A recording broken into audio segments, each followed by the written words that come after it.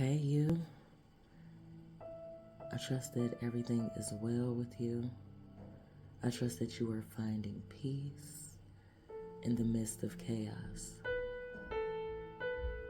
I trust that you are able to rest and fully lean into that based on a lot of our backgrounds, the upbringing that we had in society. A lot of us have a distorted view of rest and what it means to rest. And a few years ago, I did a video because I was observing those around me and observing myself. And like I mentioned, based on our backgrounds, we tend to forget that rest is in fact a necessity and not a luxury. And we've been placed in this construct, right, of believing that we have to work, and then get to the rest, when that is not true. We are shifting the paradigm and we are writing our own story. And in order for us to show up as our best self, to do our best work, rest is required. I was introduced to the book Rest is Resistance by Trisha Hersey last year. And the depth that she goes with this book and the gems that she shares about really resisting that struggle mentality, survival mentality, and really thriving in a resting mentality has definitely helped me to balance my scales a little more. And I'm going to read something from her book. She wrote, "Rest is a form of resistance because it disrupts and pushes back against capitalism and white supremacy. Both these are toxic systems, and they refuse to see the inherent divinity in human beings and have used bodies as a tool for production, evil, and destruction for centuries." Now, I'm pretty sure there's one major period of time period that we can go back to where we could see that our people were not allowed to rest. And so much so that, if I'm not mistaken, when watching Dr. Joy DeGruy and her post-traumatic slave syndrome video that she did a few years back, she said that there were slaves who died of exhaustion, right? So with that, although we may not be worked to those extremes, but are you working yourself into an exhaustive state, whether it is your mind, your body, right, your spirit? Are you in overdrive at the moment? Are you doing 3 much, as I like to say? And when I ask this, it is because if you're anything like me, sometimes you have to fight with yourself. You have to continue to fight. Yes, you do the work, right? You get to a good point, but then there's always the debris of what and who you used to be that likes to keep you complacent. So in continuing to do the work, you have to continue to remind yourself to rest, to take a break. You are no good to your family or to yourself or to whoever it is that you serve if you are not operating at your fullest, best capacity.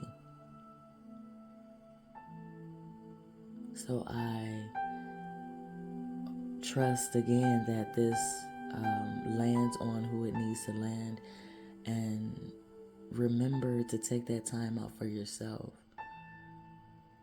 And when you tend to have those thoughts of feeling like you're not being productive or you need to be doing more, remember that everything will work out in your favor, especially when you are rested. Oftentimes we can't hear and communicate with God and spirits, and we can't make out a lot of the messages because we are not in a restful state. There's too much brain fog. There's too many distractions. And like I explained to my scholars, that your connection to your spirit team, your ancestors, to God, to the universe, is like a radio station, right? And you're turning that dial, and it's like you can hear it a little bit, but there's a lot of static. So you got to do some fine tuning to be able to get to that right frequency, to where you are able to hear just right, where you can hear everything. And there's no static. There's no distraction. There's not another station trying to, impede on what it is that you are trying to hear, what you need to hear.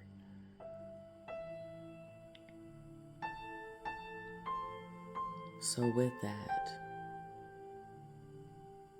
resting doesn't have to be something that is long and drawn out, but you owe it to yourself to take the load off, to do some mindful breathing, to color if you need to, right? To just go outside and get a breather, to walk around the block, to read a book,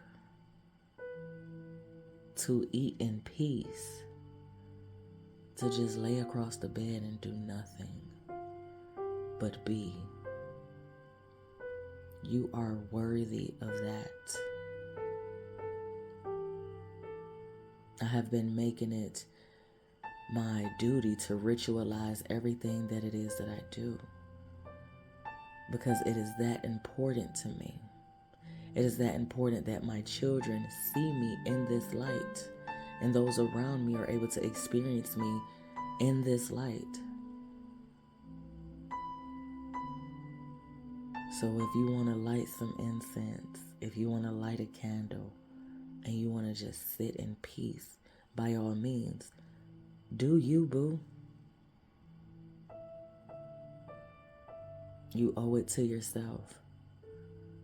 Schedule that time, that appointment with yourself. You are worthy. You are worthy. You are worthy of rest. You are worthy of being. You are worthy of feeling. You are worthy of trusting. You are worthy of seeing.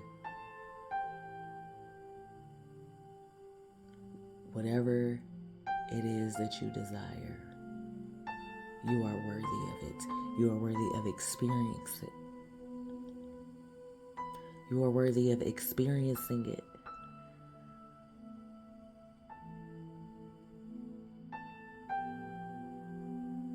So take some time to figure out how you can invite more rest into your life.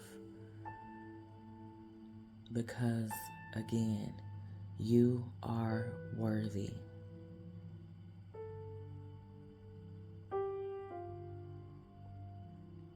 You are, because it is your birthright.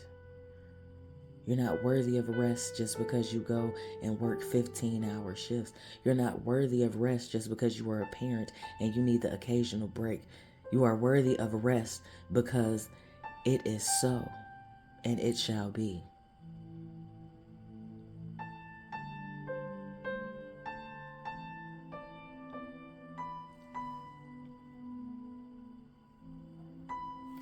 Trisha also wrote, "Your body is a state of liberation. It doesn't belong to capitalism. Love your body. Rest your body. Move your body. And hold your body.